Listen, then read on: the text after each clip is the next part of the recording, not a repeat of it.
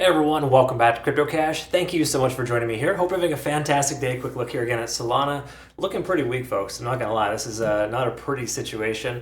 But I also got to say that there's potential for upside as well. It's kind of one of those little transitionary time frames where we gotta really look at a few key factors here. So make sure you stick around through the end. We're gonna look at liquidation here first and kind of see where we're at. And if you're new to the channel, I would just want to say thank you so much for the awesome feedback and just being an amazing part of my life.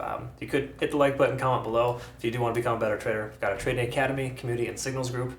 Link down below for that as well. So when we take a look here at Solana, easy way to understand it is this lower level liquidation the last 7 days has been swept really hard. At 164, we talked about that previously, going through that the weekend, that is an area of a point of contention, okay? And it, of course, swept that lower level. Big surprise. We got some late longs here at about 161, which I totally understand.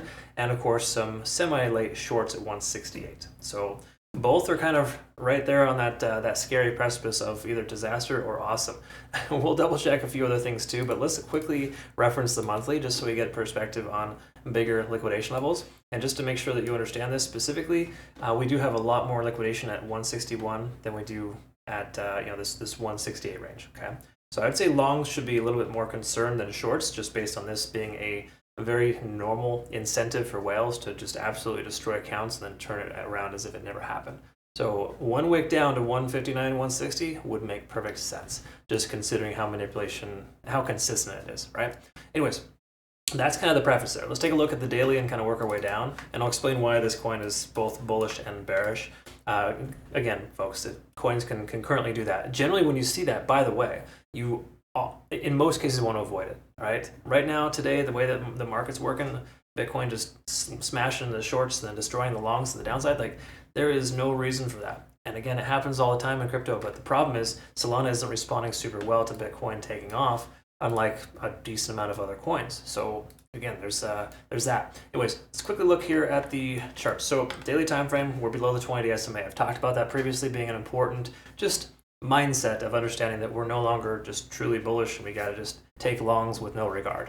That's not where we're at anymore. Okay, we're now testing this lower range, which again seems sensible. We have been fairly range bound between 162 to 170. Okay, so we're still in that range. Nothing has really changed too much. But if we do take a look at the RSI, we're right there at 50. That's the last line of defense, and money flow index pulling back. Generally, though, you got to recognize when stochastic swings up like this, which looks like it wants to, and then money flow index coming closer to 20, that's a common pivot point. So I think we're getting close to the bottom. It just that it doesn't feel right with this here. Again, knowing how manipulative the whales are here, it's a strong chance we're going to see 160 swept and then price returns back to normal as if it never happened. So me personally, limit orders at 160 might seem appropriate if you're a kind of a spot bag holder or a consideration for a low leverage position to the upside. That's just throwing it out there. I certainly wouldn't recommend that because there's other reasons too as to why the price action may not recover. And if we do take a look here, we're below most moving averages minus the 200. 200-day SMAs averaging itself out at 169. That's near the bottom part of this support range. Also right there at this lower liquidation level. Okay, so again, there's a reason why the 200-day SMA in a lot of cases is a good support range or support level because it has a lot of, it's usually running concurrent and a lot of times with larger time frame liquidation levels. We also take a look at the RSI. We can see we're under 50. We've been under with this for quite some time, and we've broken bearish, so to speak, on the 4-hour, the transitionary time frame since Thursday. Okay, so about 5 days now. We can see stochastic's trying to swing up, but it's also coming down. Money flow index pulling back, and MACD couldn't diverge officially. So a lot of reasons again why it's not advantageous to consider long just yet. Once more, a little bit lower, maybe just to buy that dip, so to speak. But I generally don't like to buy dips because it's a dip. Okay, so take a look here at Solana. Look at this candle and look at this. Look at the Bitcoin. Bitcoin's been able to continue to progress upwards. Just to give you a hypothetical, from bottom to top, Sunday to Monday, we saw a 4.5% continuation of the upside. Solana, from bottom to top, roughly 3.5%. That's not great considering this should be 2x of Bitcoin in most cases. That's usually what it does when it does well. So me personally, when I see this, this smaller difference and a significant resistance here at this point of control, I kind of steer clear of trying to take a position with a coin that does this right now. And we also can see this large volume candle concurrent again with Bitcoin, but also a lot more aggressive, if you will, kind of almost erasing all gains here taken or provided in the last 24 hours.